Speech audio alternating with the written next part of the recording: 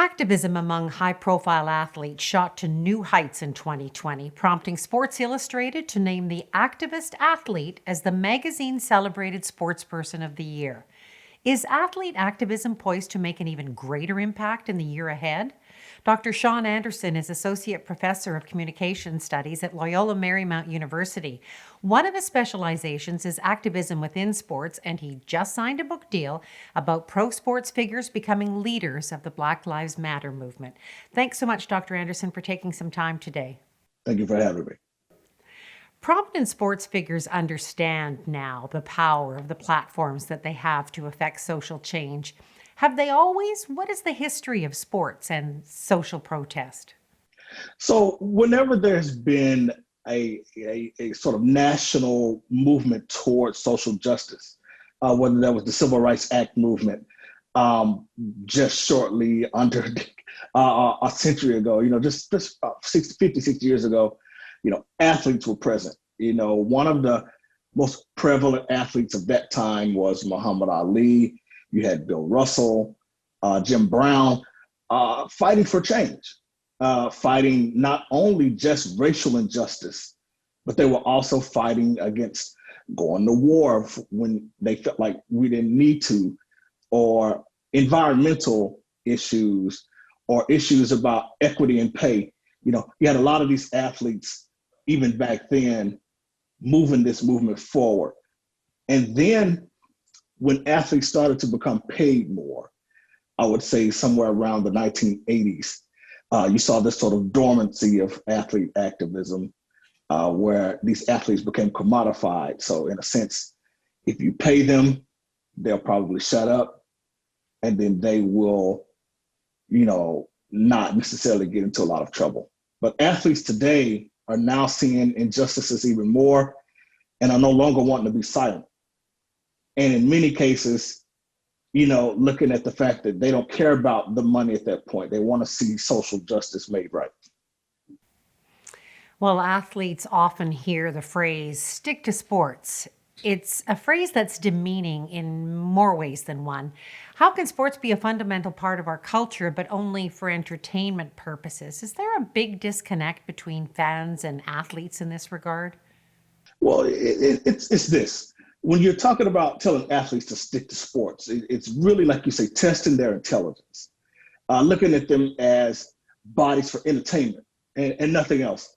And so when we talk about the aspect of sport and politics, many people outside of sport will say it should mix, right? We should just be entertained by these mostly Black bodies that we see. And that really serves an injustice towards what these athletes are capable of if given the opportunity. We see these athletes nowadays, becoming involved in voter suppression issues, to issues, again, economic development, becoming highly aware and becoming very informed. And they are wanting to showcase this now today. Well, LeBron James was very quick to speak out in the wake of George Floyd's killing. James is being celebrated in 2020 reviews for his activism. Are all pro athletes able to voice their political beliefs with the same positive response? I mean, it was really just 4 short years ago that NFL quarterback Colin Kaepernick essentially sacrificed his career when he took a knee. Has all that changed? In some respect, you really have to look at the actual sport league, if that's what you're trying to say has changed. The NBA has become very vocal in its support of their athletes when it comes to Black Lives Matter, when it again comes to equity and inclusion. But the NFL, not so much, because the NFL, its fan base is predominantly white male, older male, or conservatives.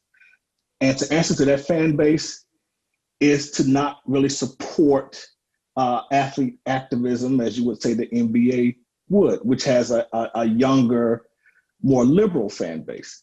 So you're talking about the aspect of not just the athlete, but the organizations in which they play for. That's now really kind of pushing where these athletes are going. Well, as you said, the NBA was leading the way. The majority of NBA players during the season restart took a knee during the national anthem, all to protest systemic racism, and then walked off the job when Jacob Blake was killed. How have different leagues reacted to Black Lives Matter protests this year beyond the NFL and the NBA? You're seeing again what has been left out is that several of these sport organizations that have women involved, the WNBA, women's soccer teams, these athletes coming to the forefront who are not necessarily getting as recognized as many of the male athletes, but they're coming to the forefront to talk about issues along with racism that impact them and the larger society and the larger groups that are being attacked and marginalized. You're seeing this dynamic growth of unity among these sports leagues that are really coming together to fight for several injustice issues. Well, some said that it would affect the ratings. Has it affected the ratings at all? I would say that at least when the NBA started back in the bubble just a few short months ago, I would say that it was the way the NBA started back more so than them participating in activism that sort of decreased the ratings. It was just a different game. It wasn't the same. But I believe, especially once we get past the pandemic and a lot of those issues, ratings will be the same. You'll still see people complain about the fact that these players are really wanting the NBA to champion a voice for change, but the ratings won't drop. Fans will always be there. They'll just say that we don't want the protests. But again, sport and politics can't be divorced, if you will.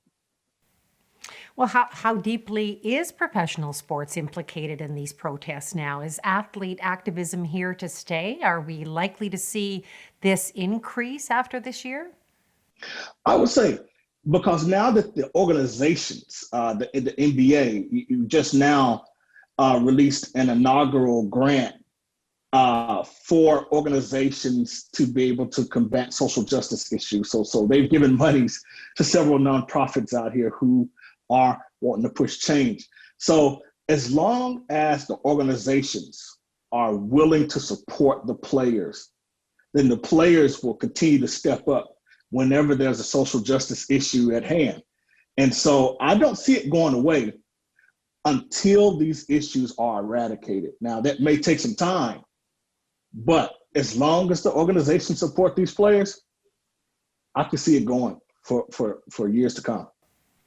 Well, you've just signed a book deal, and so we've got to ask the question, when will we see this book on the shelves? I would say that the book will be on the shelves early 2022. It will talk about not only the concepts of the protests, but what type of policy changes are we seeing as a result? And so the research is being done. I'm very excited about it. I believe that it is an important piece of work for all of us to see, and to see how sport can be a powerful tool for social change. Well, there's no question athletes and the organizations that they play for are finding their voice and maximizing their platforms for positive change. Dr. Anderson, thanks so much for bringing us up to date and sharing your insights with NewsPoint 360. Thank you so much.